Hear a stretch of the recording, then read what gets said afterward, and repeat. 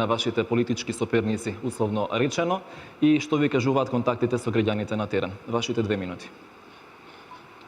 Политичките програми се напишани од експерти, од луѓе долгогодишни, активисти во партијата и така натаму, не само во нашата, за сите партии е така, но тоа треба да се спроведе во дело. Ние видовме дека со години и со години одредени партии имаат по огромни програми, меѓутоа на терен многу лошо се ефектуираше тоа што е таму напишано.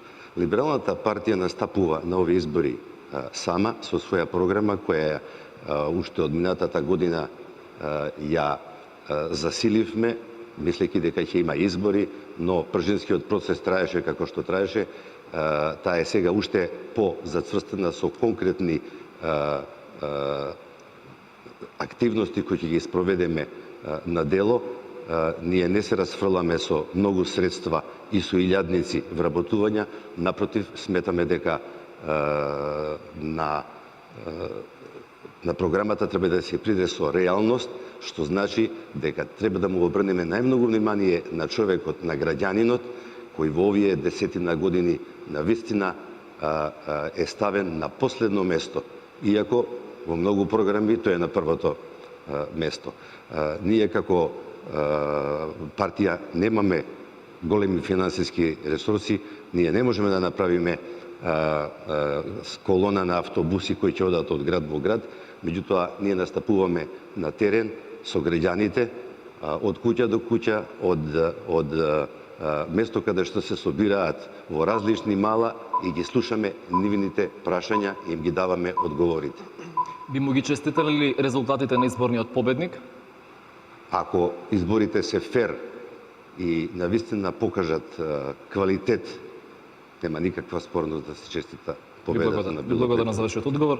Господине Богоевски, истото прашање и за вас и човековите права. Господин Арстовски, започнуваме со вас. Низа извештаи на меѓународната заедница покажуваат дека навистина во Македонија демократијата е уназадена или барем тоа е процес кој што се уште се одвива. Како ќе одвоите партијата од државата, односно каков сет мерки предвидува Либералната партија за ова прашање? Вашите 2 минути. Човековите права се како два збора најмногу употребувани во целиот свет. Суштината и на нашето припојување во Европска Унија е врзано со човековите права. Човековите права можат да бидат повредени на многу различни начини. Од начинот на плаќањето на струјата, до сообраќајот, до повредата преку лошо правосудство, видовме дека граѓаните биле и прислушувани од сите можни сфери, од бизнисот, од новинарите, од политичарите и така натаму. Се тоа спаѓа во таа група на човекови права за кои Македонија до 2005 година водеше преговори со. Јас бев еден од преговарачите во главата 24 за човекови права и безбедност.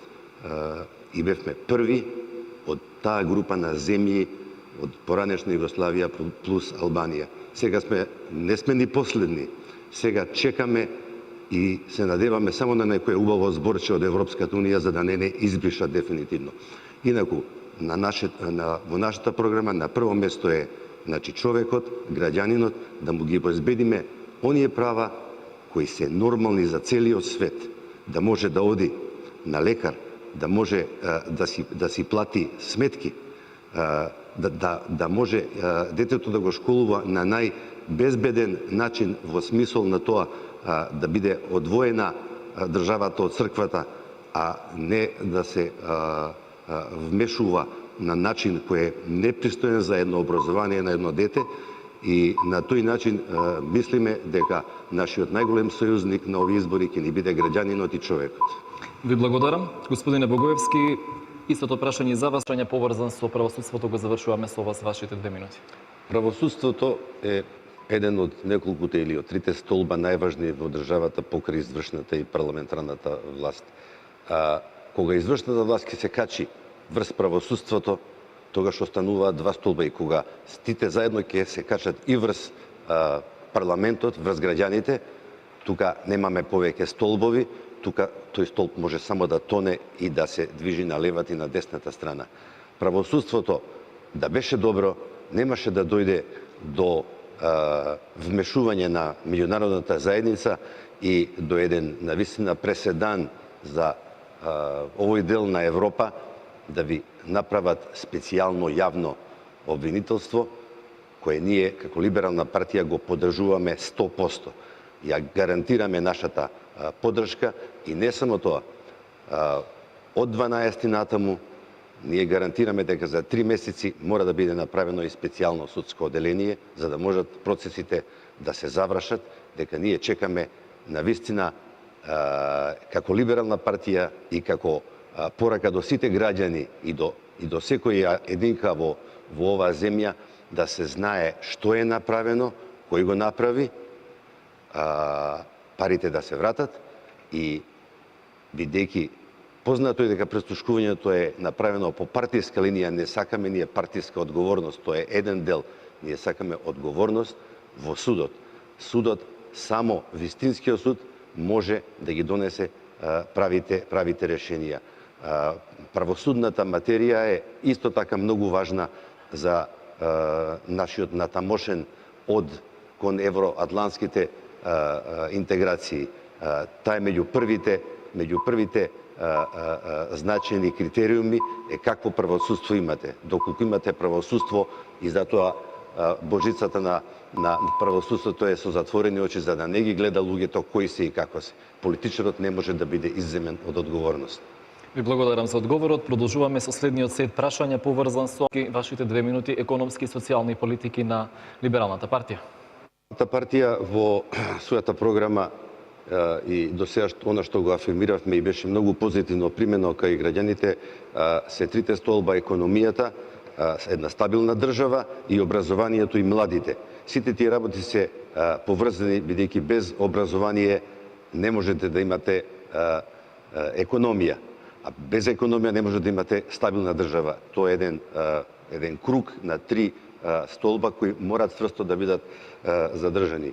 Ние имаме повеќе концепти за интервенција во земјоделието, во здравството и во други сфери, да речеме само за храната. Ако за храна се дава увоз од 300 милиони евра и ако имаме и субвенции плюс 100 милиона страна на државата што ги дава, ние имаме веќе една дупка од 400 милиони. Ние имаме концепција сите тие работи да се остваруваат во Македонија, а тие 400 милиони може да ги добијат над 40.000 семејства со по 500 евра принадлежности секој месец. Тоа е права плата. Меѓутоа, важна е социјалната помош и таа треба да биде дадена на тие навистина што им е потребна, но тие што се работно способни морат да се стават во функција за да ја реализираат.